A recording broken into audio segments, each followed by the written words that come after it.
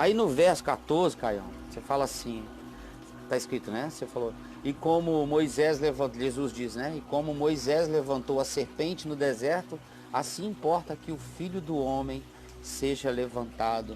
Por que Jesus compara a sua morte a essa coisa da serpente, a cura do povo de Israel? Porque era algo a que o Nicodemos estava extremamente familiarizado.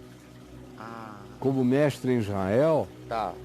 ele conhecia a Torá, especialmente De cabo a rabo. de cabo a rabo. Eles eram pessoas que, quando se destacavam nessa academia religiosa, é porque era gente que sabia mesmo. Que tinha manha mesmo. Conhecia não só o texto, mas conhecia todos os intérpretes, as interpretações, as hermenêuticas, as exegeses, as compreensões, as disputas de significados. Então, aquilo ali estava fresco, era algo vivo na cabeça de Nicodemos.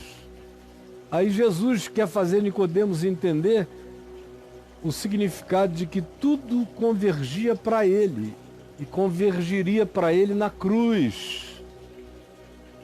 Aí ele cita essa passagem, que deve ser do livro de Números, no Velho Testamento.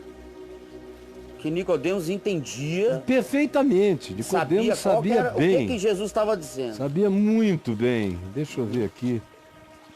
É em Números, com certeza. Deixa eu ver se eu acho aqui rapidamente para nós.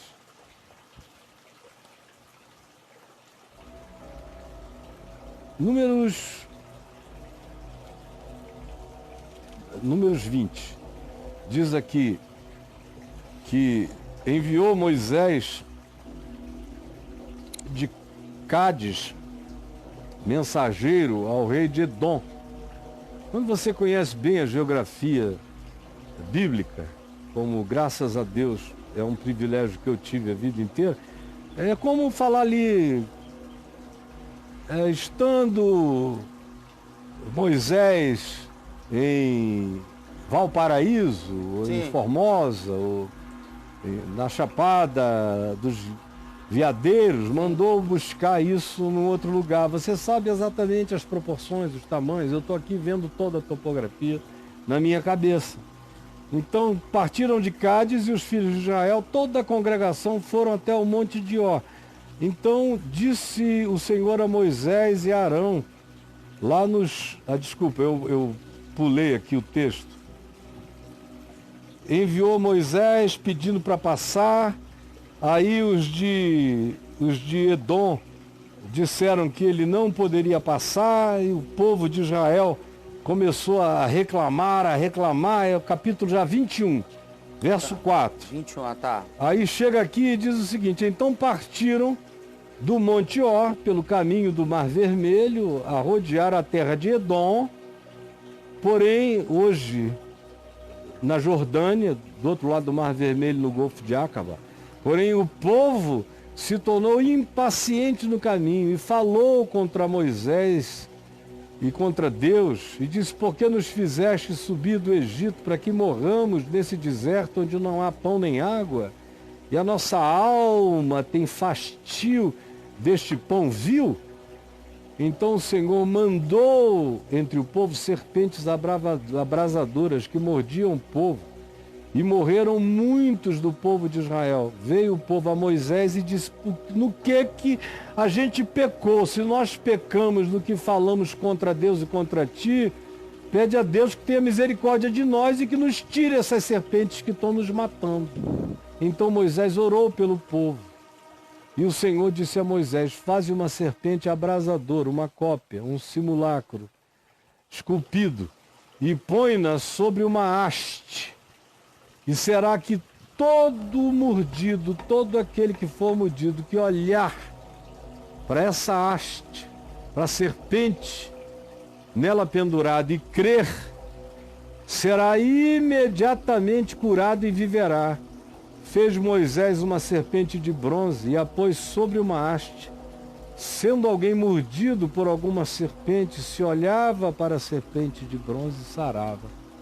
Então, o que Jesus está dizendo a Nicodemos, que entendia perfeitamente esse texto, foi dizer: o meu lugar eu vim para tirar o veneno da natureza de todo aquele que crê na palavra do Evangelho.